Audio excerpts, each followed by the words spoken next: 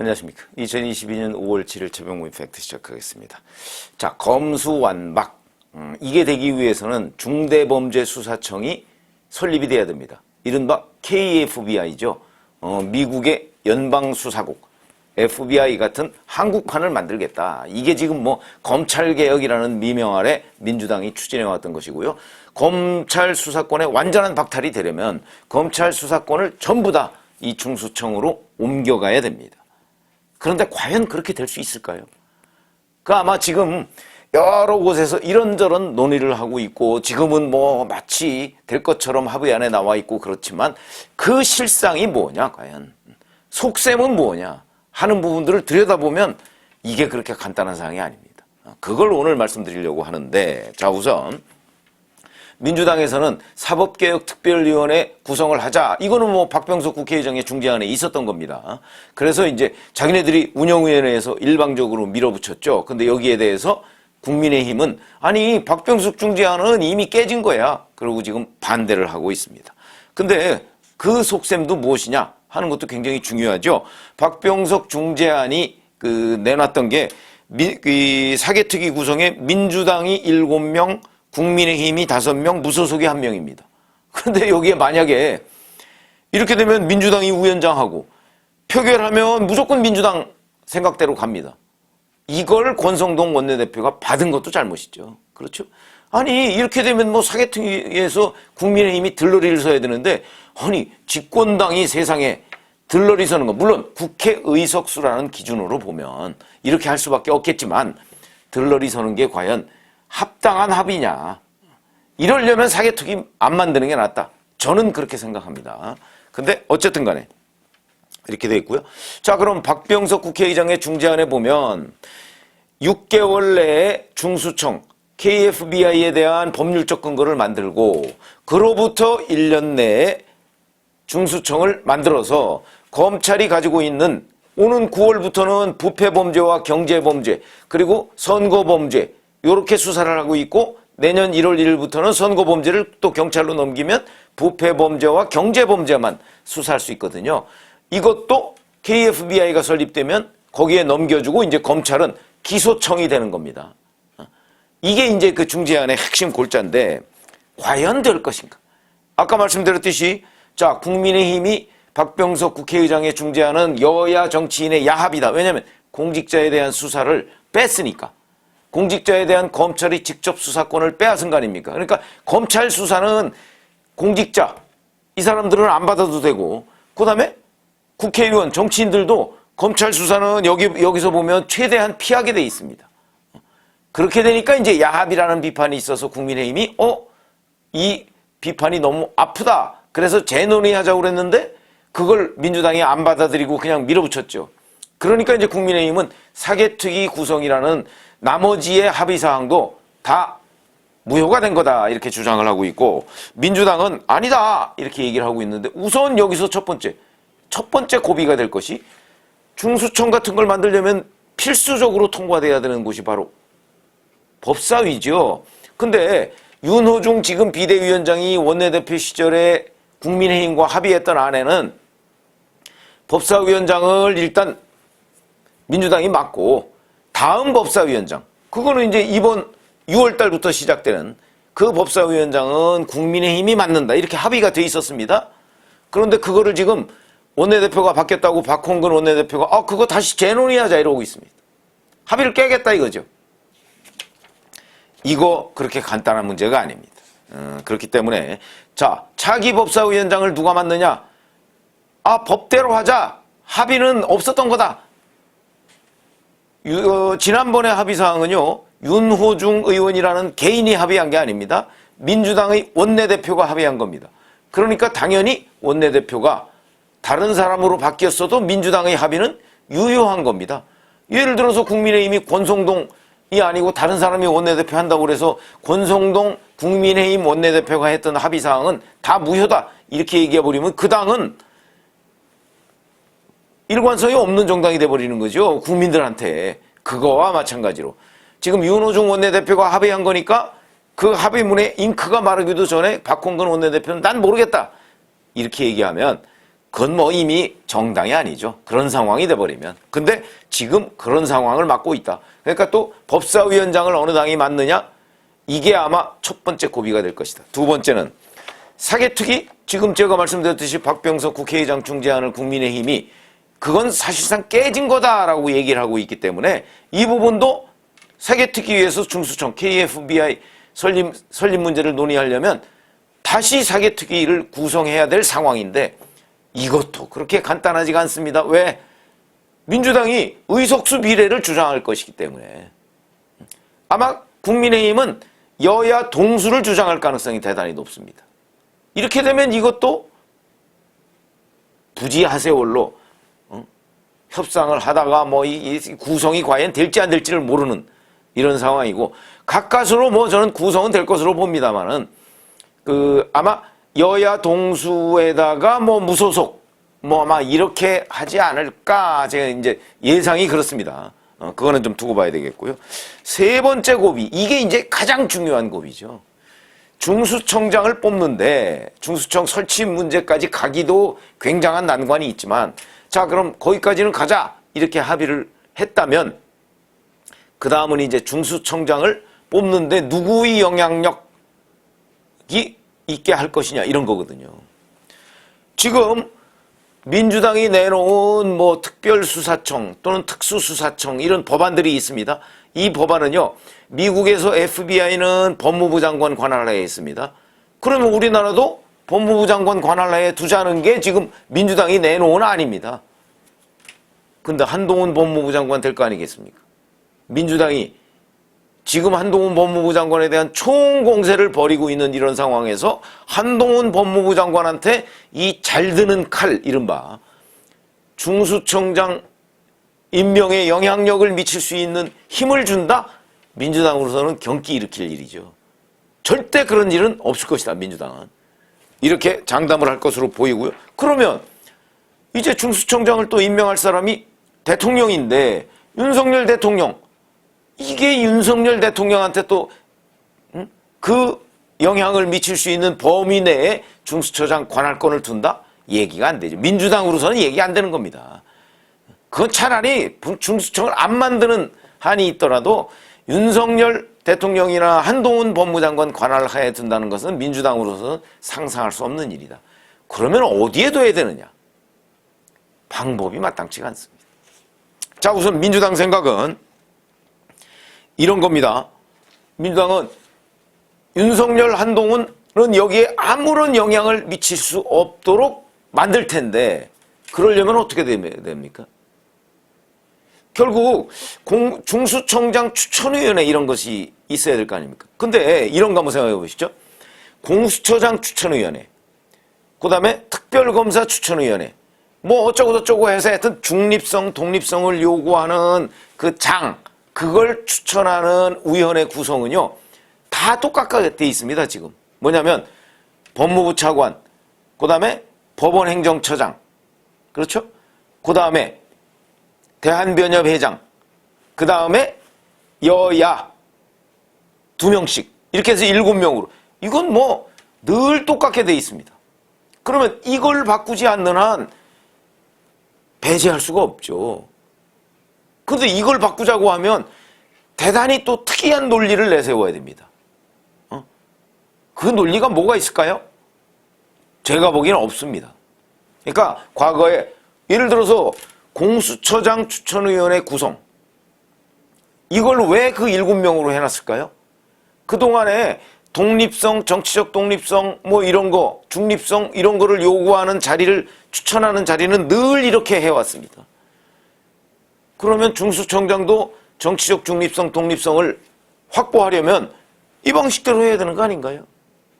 그럼 이 방식대로면 아까 제가 말씀드렸듯이 여야 2명씩 4명에다가 법무부 차관에다 법원행정처장에 대한변협회장, 그러면 지금 현재 법원행정처장은 김명수 대법원장이 임명한 사람이죠.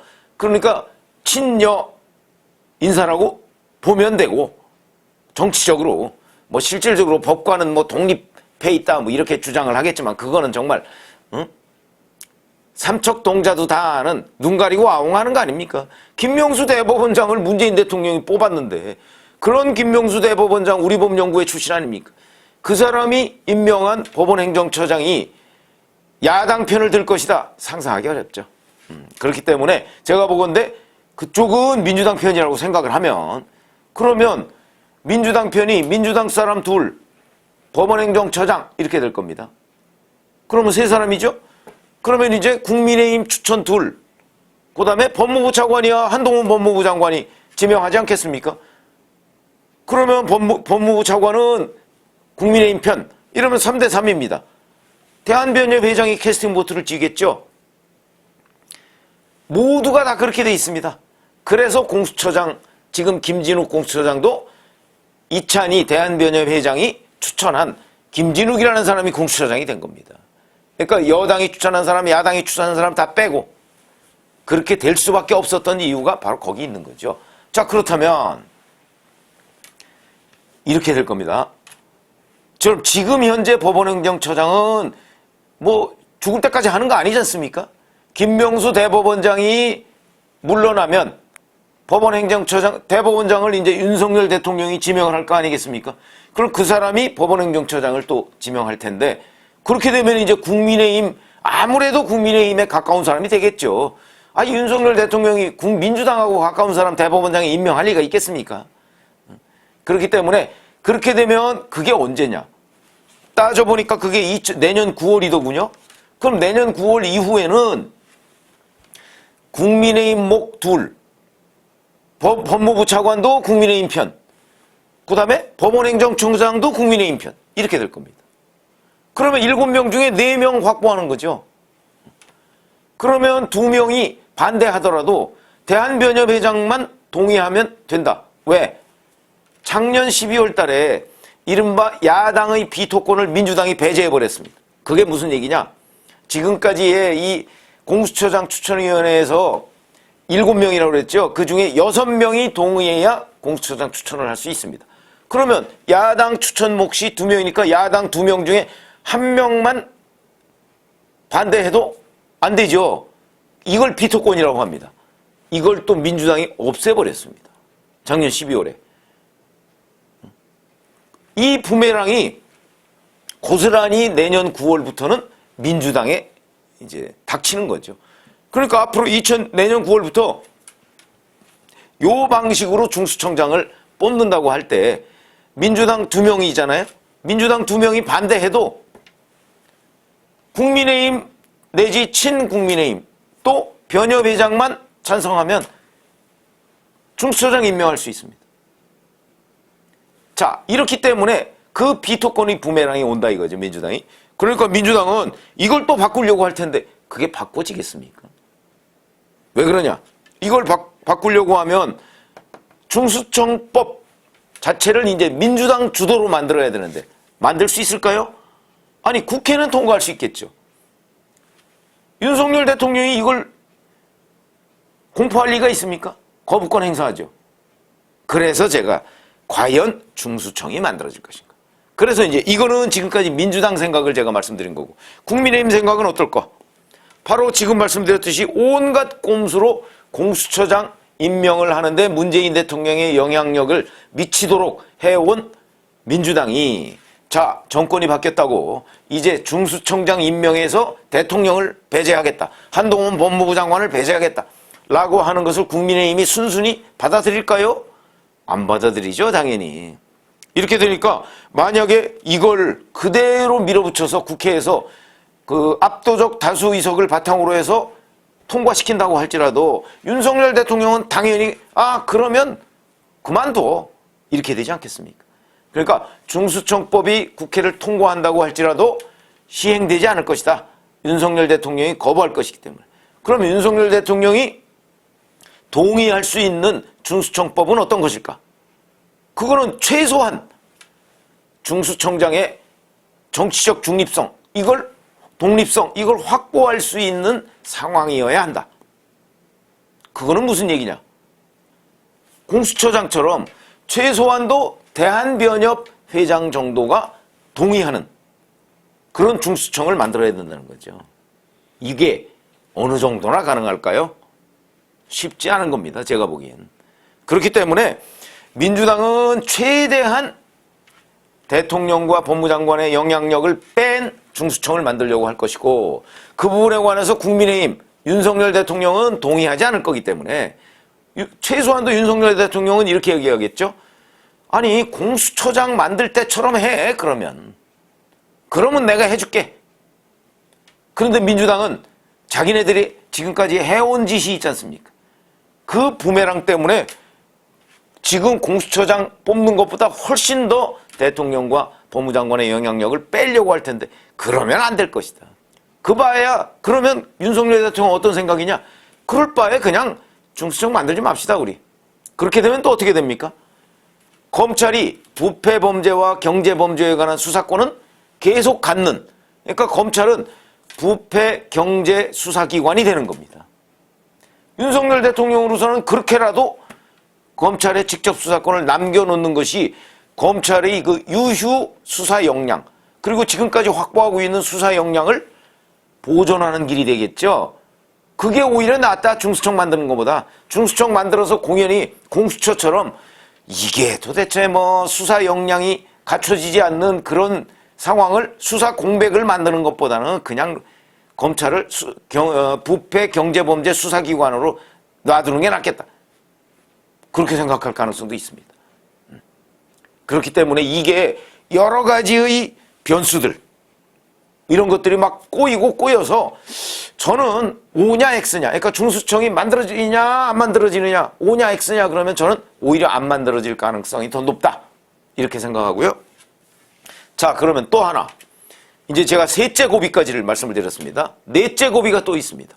중수청이 만약에 여야가 가까스로, 그리고 윤석열 대통령도 그냥 뭐 이 정도면 이라고 해서 만들어졌다라고 생각했을 경우에 그럼 끝나냐? 그렇지 않습니다.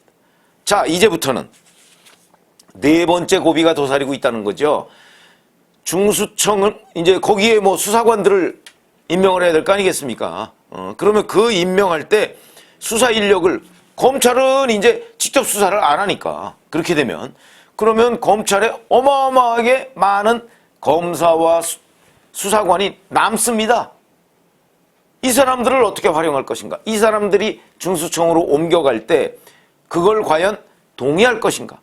이거는 이제 중수청법에 여러 가지 기준이 이것도 여야 간의 대단한 그 협의 대상이 될 것이고, 설령 협의가 이런 식으로 되겠지. 공수처처럼 뭐 수사기관 수사 업무에 종사한 뭐 10년 이상 뭐 또는 15년 이상 뭐 이런 사람 중에서 뽑는다, 뭐 이렇게 되지 않겠습니까? 그런 사람 중에서 정말 베테랑을 뽑는다. 그러면 중수청장이 의지가 있다면 수사 역량이 검증된 사람을 뽑으려고 하지 않겠습니까? 그러면 중수청이 과거 대검 중수부처럼 된다는 거죠. 이거는 또 민주당이 찬성 안 할 거 아니겠습니까?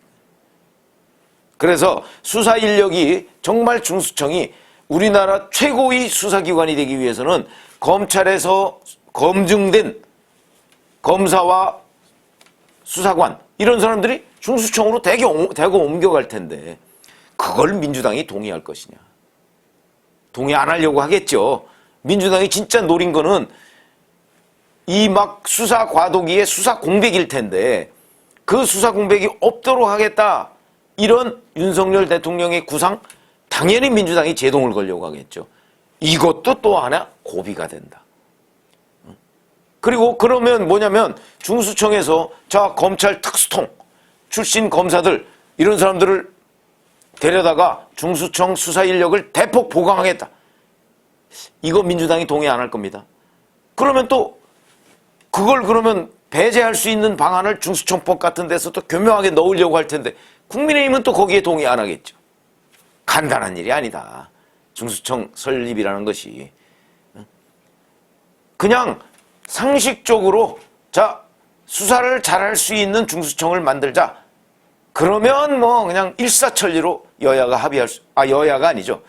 될 텐데 민주당이 그냥 쉽게 얘기하면 수사를 못하는 중수청을 만들자, 이거거든요. 거기에 국민의힘은 동의할 수가 없죠. 국민도 동의할 수가 없습니다. 이렇게 된다면 중수청은 결국은 안 만들어지는 것 아니냐. 저는 그렇게 분석을 하고 있습니다. 그건 이제 앞으로 제가 네 번째 고비까지를 말씀을 드렸는데, 이 고비를 하나하나 넘기가 어마어마하게 어렵다. 그래서 잘 함께 한번 관찰을 해보시죠. 앞으로도 이 문제에 대한 여야의 협상에 대해서 아마 무수히 많은 유튜브를 제가 해드려야 될 겁니다. 그거 함께 관찰해 보시고 이 중수청 설치 문제가 그렇게 간단하지가 않다 하는 걸 인식하고 계시면 되겠습니다. 고맙습니다.